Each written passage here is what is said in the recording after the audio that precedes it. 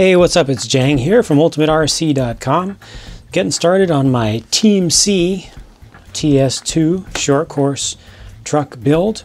I'm going to try to dive right into it and not give you a whole bunch of background on it, because if you want to know about the truck, you can just go ahead and Google it, or if you have questions about it in particular, just post them up on the forum or whatnot. This whole process begins with assembling the front suspension, specifically getting the arms together. Now, just a couple of quick first impressions here as I start to trim these parts down. These parts feel pretty tough. This is a Pro Roller kit that I got, and the plastic is stiff, but not brittle feeling. As I cut through it here, there's definitely a lot of fiber reinforcement in there, but it does have a little bit of flexibility to it that I can feel as I twist it just a little bit. So it feels like they got the plastics just right for a pro level, racing level kit, but of course we'll have to see how well it actually stands up in durability tests. Another thing is that the bags are not well marked. The bags, they all have 04 PELD, and that's just an indication of what sort of material the bags themselves are made out of for the sake of recycling, and just doesn't help you with, okay, what bag should I be on now? So there's not a lot of organization there. Also, the instructions could be better. For instance, right here, starting with this, we've got this part, which is actually a pro level kit upgrade part that they added in. It's your front suspension pivot block, and it doesn't match what's in the instructions. The instructions give you an older part. I think it might even be a plastic part. It doesn't show you which way that it goes in, so you're gonna have to figure that out for yourself. Okay, there we go. This is how it goes. There's a slotted area back here, and there's a raised area on the top side of the forward lower chassis piece, and those kind of have to key together like so. And it's a little brass weight insert in the middle here to give it a little extra weight. That's nice that they just build that right in at a nice low and very central location. A lot of times folks will add a little bit of weight to the front of a lot of two-wheel drive vehicles, and this comes with it already. Here's already another thing, is that there's not enough tolerance between the parts here, so the A-arm, you can see it should be able to just fall right off. It should not get stuck. So the A-arm needs to be trimmed just a little bit. You can see there's actually, if you were building this, you'd see there's actually just a little bit of flashing in the middle that's left over from where the two halves of the mold came together. So I'm going to try to take that off first, see if that's enough, and if it's not, then shave off just a little bit more. All right, after a couple minutes of scraping and cutting, there we go. That's how that should fit together. Very nice. Now, it's just in time to put some E-clips on some suspension pins. It's my favorite thing in all the world, using E-clips. No, that was sarcasm. Hate E-clips. Who doesn't? Not happy about the fact that they have E-clips on this kit. I think I'm gonna do a little cut right here in the video so that you don't have to listen to me rant about E-clips for the next few minutes. Well, guess what? False alarm. I just realized you don't need to use the E-clips, at least not at this step. With the Pro Roller upgrade, you've got little capturing holes. You just put set screws in there and it'll capture the pin in place. Just use some Loctite on that, or other thread lock compound, and that'll lock it in place. I did put the E-clips on one end anyway,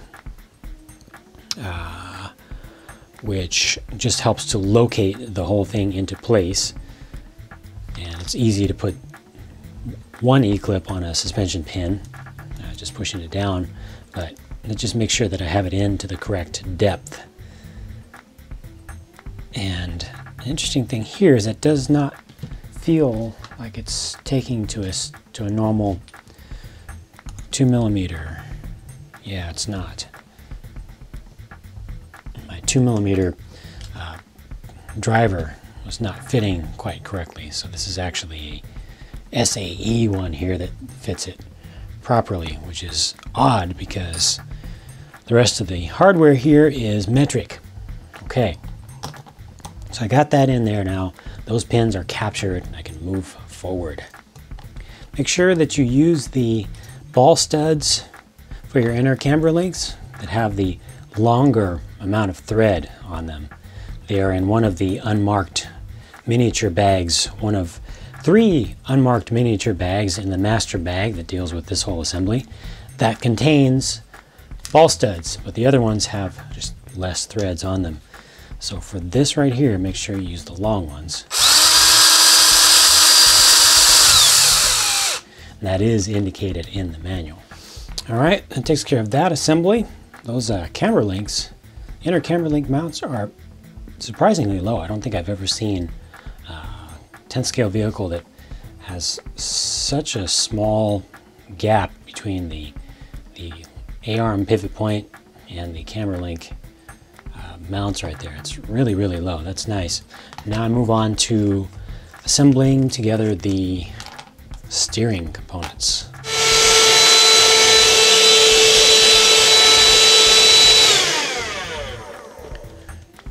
Dirt Devil for the win. Just make sure you don't suck up any E-clips, because E-clips suck. Losing E-clips sucks even worse. Speaking of E-clips, here's a big one. It's used to capture this shaft, this aluminum shaft, onto one of the bell cranks. And they use thrust bearings, interestingly enough, which is great because that's ideal. You just can't get better than thrust bearings because these need to have support up and down as well as when they turn. All right, there's that tiny little servo saver assembly. It's another thing that's kind of stands out on this kit so far compared to all other 10th scale kits that I've built. Servo saver is small, especially in diameter. I think perhaps the one on the Duratrax Evader is this small, like an older one, but really tiny. Feels like it's going to do its job though. Has good tension, has a good amount of adjustability of tension as I moved the little knurled wheel up and down. You're not going to be able to adjust this when it's on the vehicle though. You definitely need to do it when it's off because it's just too difficult to get torque on there. I actually had to use a pair of pliers. They do have you put these thrust bearings on, but it's quite possible that they will start to fall out on you at various times during the remainder of the assembly. So don't worry about that. Just make sure that they're on at the very last step when you put the bell cranks actually onto the chassis. All right, there we go. Putting it onto the chassis now. Just make sure that those bearings seat down in there properly. And then you've got a top deck that goes over that. That's feeling really nice right there, really loose. This will just go over the top. It'll capture the bearings from the top and it'll key into the front just a little bit. Very simple assembly here.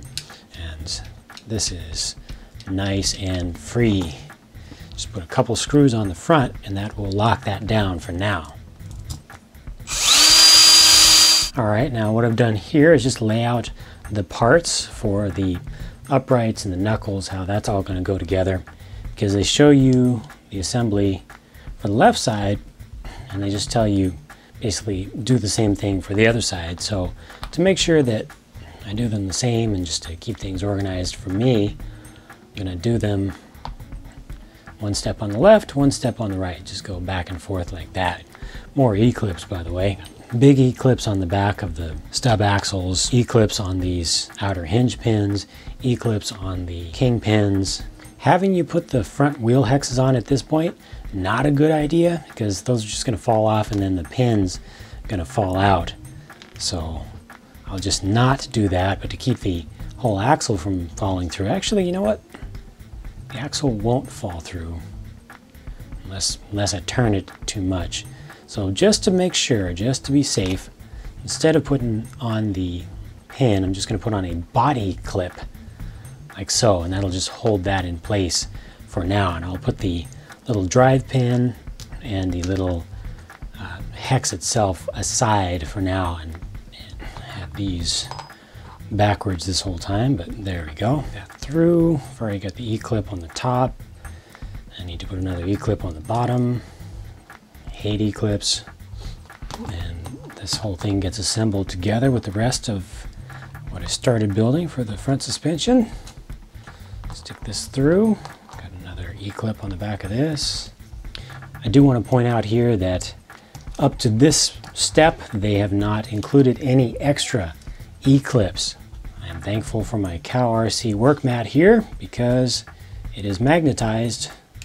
So when I drop E-clips, which always happens with E-clips, I don't lose them, but I'm being very careful not to spring them away, because if I were to lose an E-clip, well, that would be a lost E-clip. And if I didn't have extras from years of kit building, I would be screwed for a while. Kits should always give you just a few extra little E-clips if they're going to include E-clips at all. Better yet, don't use E-clips.